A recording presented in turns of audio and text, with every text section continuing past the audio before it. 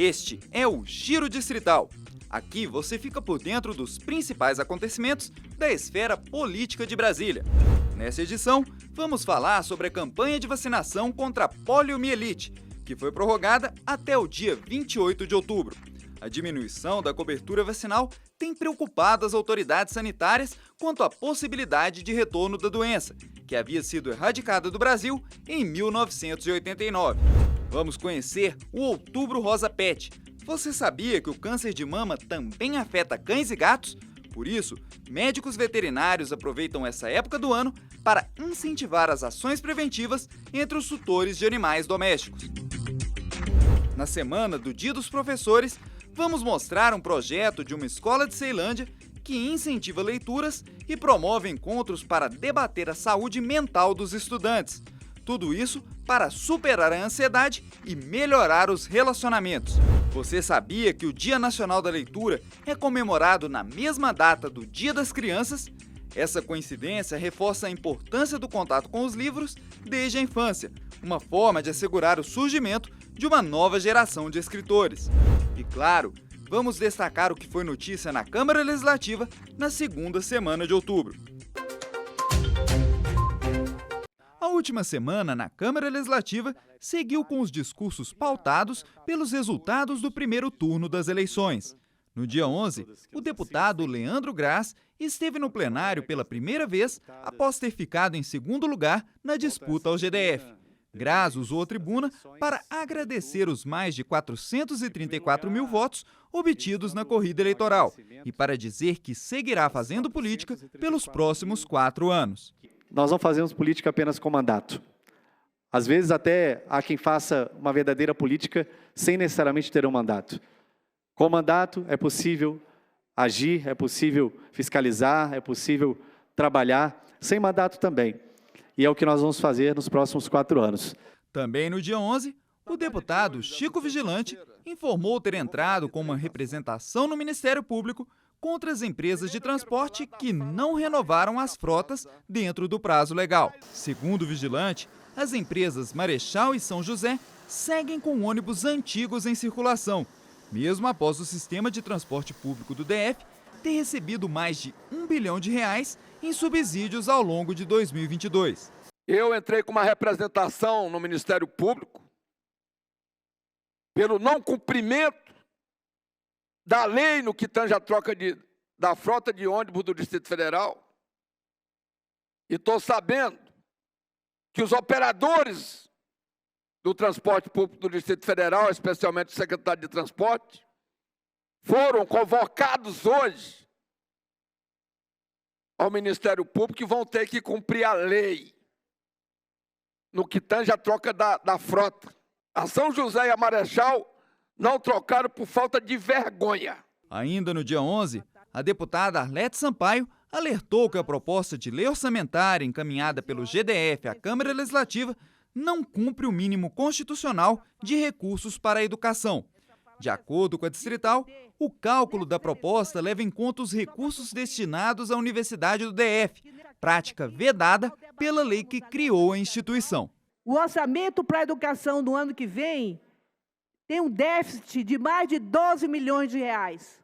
Então, nós, essa casa aqui, ao debatermos a lei orçamentária anual, deveremos corrigir todos estes absurdos que estão previstos nessa lei orçamentária anual que chegou a esta Casa Legislativa. O dia a dia dessa servidora pública é relativamente normal. Ela trabalha, dirige, estuda e arruma coisas de casa. Mas por conta de uma paralisia na perna, os esforços para superar os desafios são bem maiores do que de uma pessoa que não precisa de recursos de acessibilidade. Em 1974, quando tinha 4 anos de idade, esta paraense de Belém foi diagnosticada com poliomielite, doença que mudou completamente a qualidade e o curso de vida dela. Chegou a passar por várias cirurgias. A polio ela é malvada, né? Ela é cruel, porque ela deforma o osso, ela entorta, ela encolhe a perna, ela realmente tira toda a tua mobilidade. E a grande frequência nos membros inferiores, né? Então, por conta dessa dificuldade, naquela época eu não tomei a vacina. E de lá para cá, para tentar melhorar a minha locomoção, para tentar andar melhor sem depender da ajuda de ninguém, foram várias cirurgias. Uma trajetória bem extensa de cirurgias para corrigir o osso, alongar. Conhecendo na pele o drama de quem sofre até hoje com as consequências dessa doença, a Carmen faz um apelo para que os pais não deixem de vacinar os filhos. É uma consciência sobre a saúde pública e uma prova de amor à vida. Que os pais consigam evitar para os seus filhos hoje, porque não tem mais jeito. Depois que adquirir o vírus, é isso. Vai ser corrigir, vai ser operar, vai ser dor, vai ser ferro, né? Vai ser aparelho na perna. E não tem o que fazer. Vai ser essa busca constante de tentar melhorar a locomoção. Então, a vacina ela pode evitar isso. Ela adquiriu o vírus pela dificuldade de acesso à vacina à época onde ela morava e também pela falta de informação. Mas hoje em dia, a realidade é bem diferente. A imunização é muito mais fácil. O calendário de vacinação contra a poliomielite prevê 3 doses básicas. Aos 2, 4 e 6 meses de idade, uma dose de reforço aos 15 meses e outra dose de reforço aos 4 anos de idade. Neste momento, está aberta a campanha de vacinação contra a polio até o dia 28 de outubro. A proposta da campanha é aumentar a adesão da população ao imunizante. Vale lembrar que quem não puder se vacinar até essa data, ainda assim, pode ir a uma unidade de saúde para receber a dose. A poliomielite foi extinta no Brasil há mais de 30 anos, mas a cobertura vacinal tem diminuído. A partir de 2015, o Brasil não tem mais conseguido atingir a cota que seria ideal de vacinação contra a poliomielite na infância, né? Que seria de 95%, e essa porcentagem vem caindo progressivamente de forma que, não existindo a cobertura ideal e ainda existindo a poliomielite selvagem em alguns países do mundo, a doença pode ser reintroduzida aqui entre nós. Então, existe uma preocupação de que isso possa acontecer. Este advogado conta que o Estatuto da Criança e Adolescente, o ECA, prevê, inclusive, a possibilidade de ação do Conselho Tutelar nos casos em que os pais optam por não vacinar as crianças. Está no ECA que é dever do Estado, da sociedade, dos pais, zelar pelos melhores interesses, pela segurança da criança. Então, o fato do pai não levar essa criança para vacinar está colocando essa criança em risco, né? E não apenas em risco de questão de saúde, mas também dificuldade de acesso, por exemplo, da educação, né? De acesso à escola.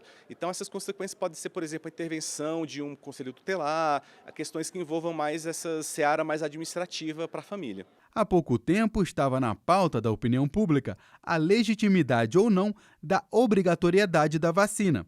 Mas para Sérgio Nishioka, é mais inteligente que o foco do debate seja outro. Eu acredito que a gente não deva se perder nesse tipo de discussão que eu acho que não leva a nada, e o que se deve é mostrar os benefícios que a vacinação leva para as pessoas e um incentivo para que essas pessoas se vacinem e vacinem os seus filhos. Existem alguns efeitos colaterais associados a algumas vacinas? Existem, eles são conhecidos, mas a razão risco-benefício é muito favorável à vacina. Os benefícios são muito maiores do que os riscos. Porque você é adulto, você tem um poder de escolha, você, né? Cada um com suas opiniões, mas tem um poder de escolha. A criança não, ela vai depender do pai, da mãe, do familiar. Eu até falo, não é só mãe, às vezes o pai e a mãe estão trabalhando, vai um parente, leva. Gente, mas não deixem a polio voltar. Nesta época do ano, adotar o rosa já virou tradição.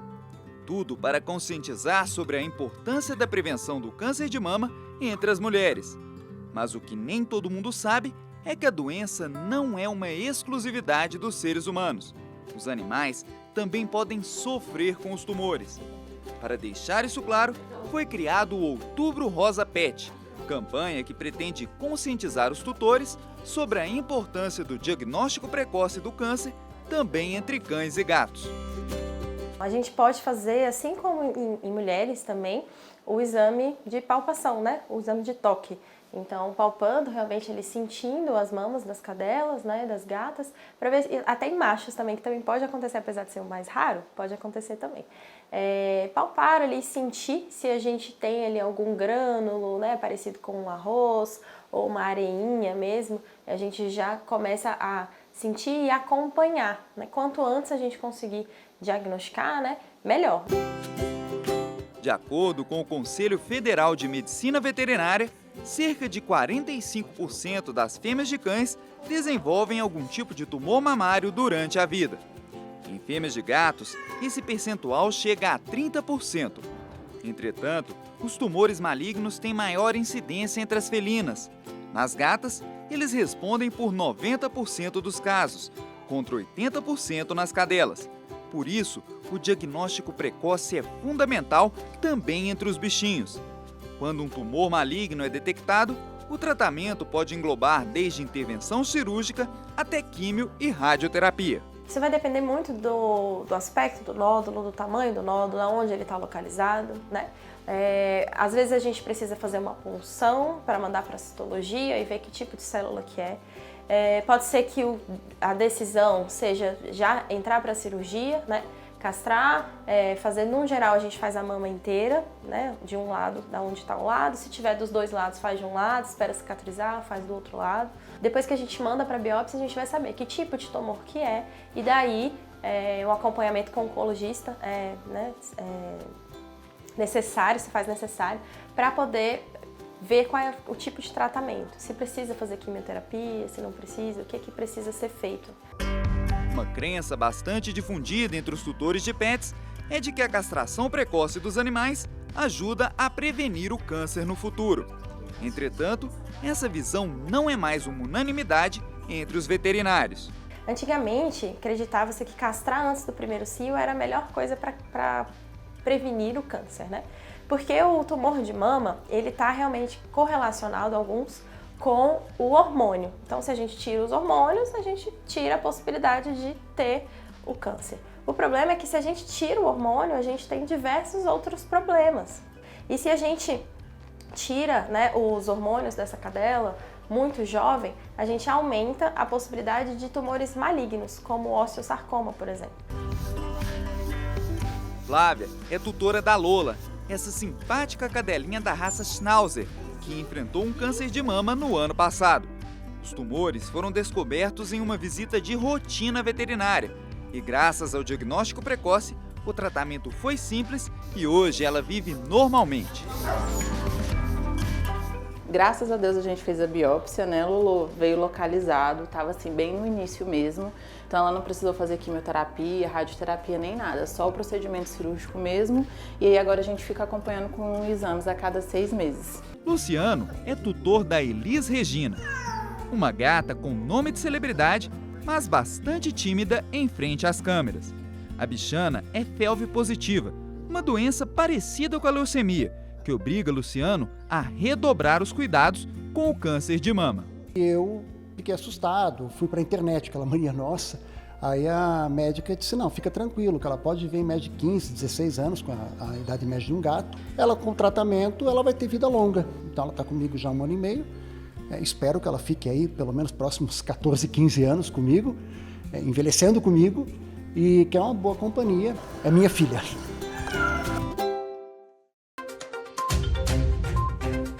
O século XXI trouxe muito desenvolvimento tecnológico e, com isso, novas dinâmicas de vida e relacionamento. É cada vez mais comum expressões como ansiedade, cansaço, exaustão e burnout. E como se não bastasse, veio a pandemia do novo coronavírus para afetar ainda mais a nossa saúde mental. Os adolescentes não estão imunes a isso. Muito uso dos celulares, das redes sociais, relacionamentos difíceis em casa e com os colegas e pressão por boas notas e colocação no mercado de trabalho deixam a garotada ansiosa também. Ao observar de perto esse cenário, essa professora da escola CEF 16 de Ceilândia decidiu tomar uma atitude para melhorar a qualidade de vida dos estudantes. Ela criou, em 2019, o projeto Desiderata, que incentiva leituras e promove encontros extra-classe com alunos do ensino fundamental para debater temas importantes do dia a dia deles. Eu percebi alunos ansiosos, eu tive um momento aqui de estudantes se mutilando, com tentativa de suicídio, e isso mexeu muito comigo. E eu entendi que só o conteúdo não era o suficiente para que a gente pudesse abordar assuntos emocionais. Então, uma roda de conversa, um bate-papo, um assunto que está assim, em voga na escola, é importante para que eles possam partilhar e passar a experiência um para os outros do que está acontecendo ali. E aí, estudante ajuda estudante. O diretor da escola conta que tem sido visíveis o amadurecimento e a melhoria dos relacionamentos entre alunos e também professores.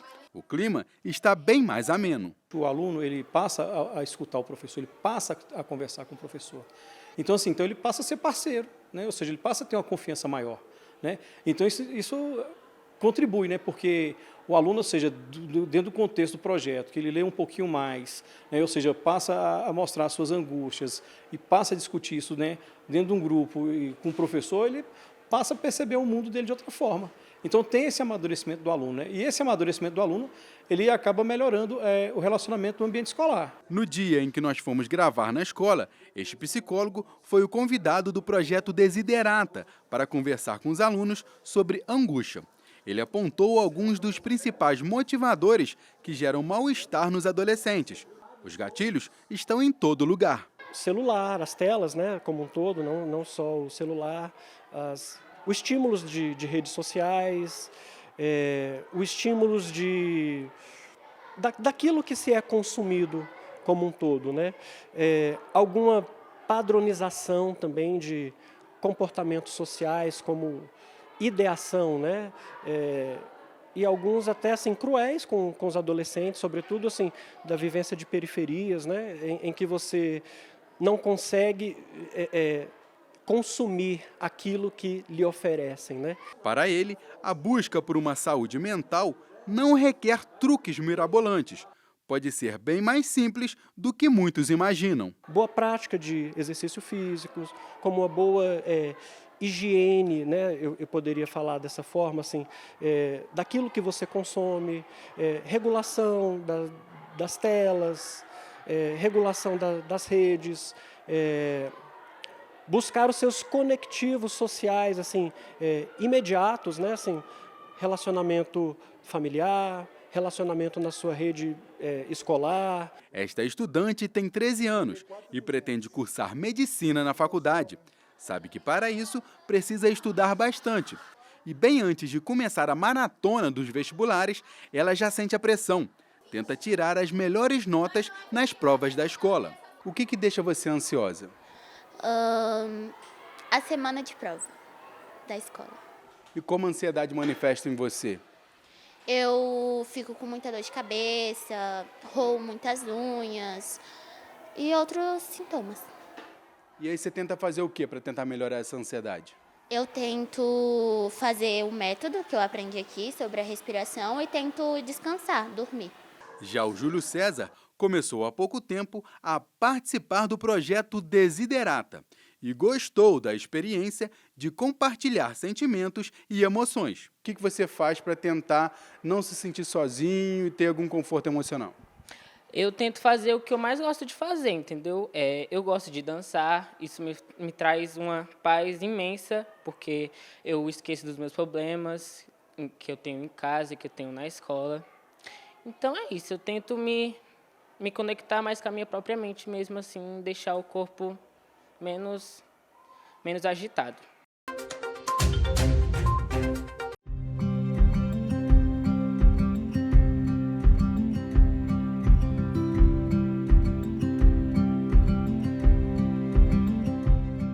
Pode uma grande amizade caber na palma da mão?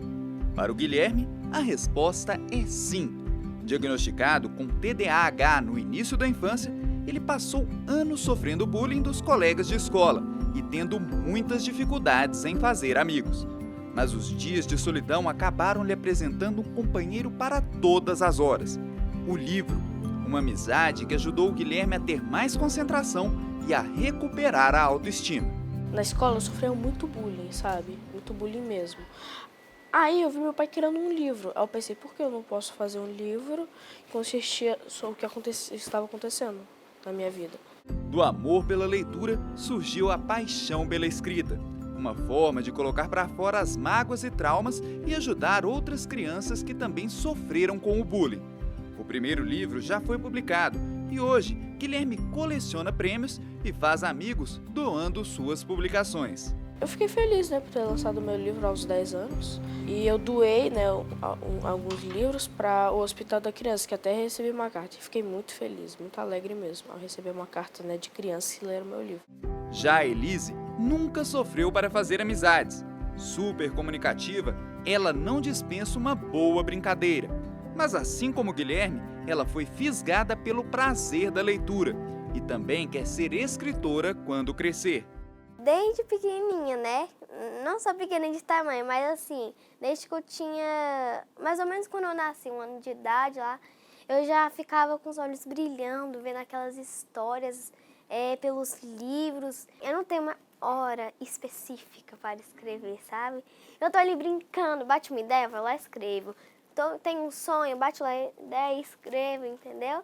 Então é assim que acontece, Ou se não estou lendo um livro, que ideia boa para me fazer uma história, eu vou lá e escrevo também. Outra semelhança entre esses jovens leitores é que a Elise também aproveita as experiências pessoais para contar novas histórias. Este livro aqui fala sobre a pandemia de coronavírus e sobre como o Covid afetou a vida da Elise e de tantas outras crianças. Um tema forte, tratado com leveza ao ponto de ajudar outras crianças a superar traumas. A minha avó virou uma estrelinha lá no céu, então foi muito difícil isso pra mim. E eu comecei a escrever um livro sobre o coronavírus. Foram um conjunto de emoções ao escrever esse livro. Hoje em dia, é uma emoção maior porque eu vejo que tem crianças que eu faço diferença, entendeu? E eu fiz a diferença comigo mesmo, Porque já foi uma coisa difícil para mim e eu consegui me desabafar ali com a leitura, com a escrita. Então, por isso que ela é muito importante para mim. O dia 12 de outubro é lembrado como o Dia das Crianças, mas é também o Dia Nacional da Leitura. A coincidência é pra lá de apropriada. Os exemplos do Guilherme e da Elise atestam uma realidade já comprovada em pesquisas, a de que o gosto pela leitura geralmente começa na infância. A amizade do Guilherme com os livros começou dentro de casa, uma paixão passada de pai para filho. Quando nós falamos que a literatura ela cura, nós estamos trabalhando ali aquele processo da catarse, que é muito importante.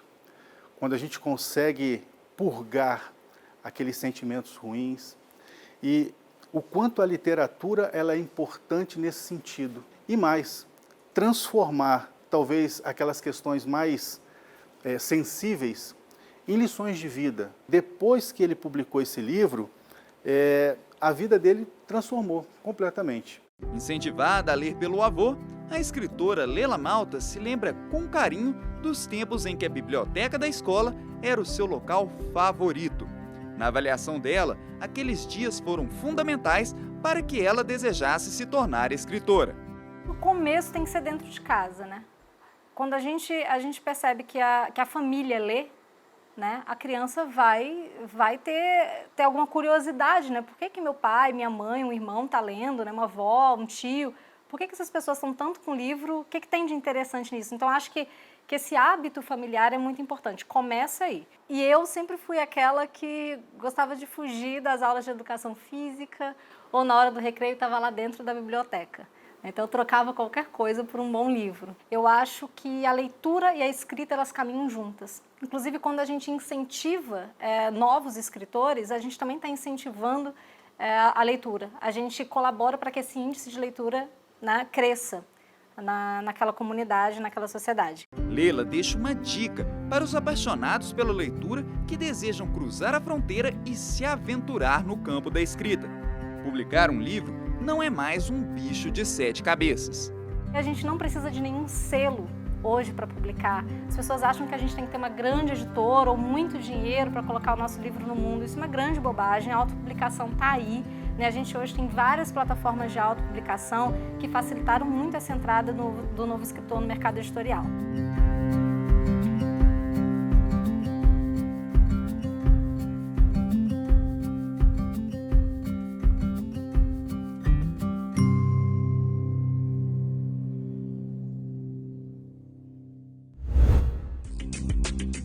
não se esqueça, para outras informações sobre os trabalhos da Câmara Legislativa, acesse o portal de notícias da Casa.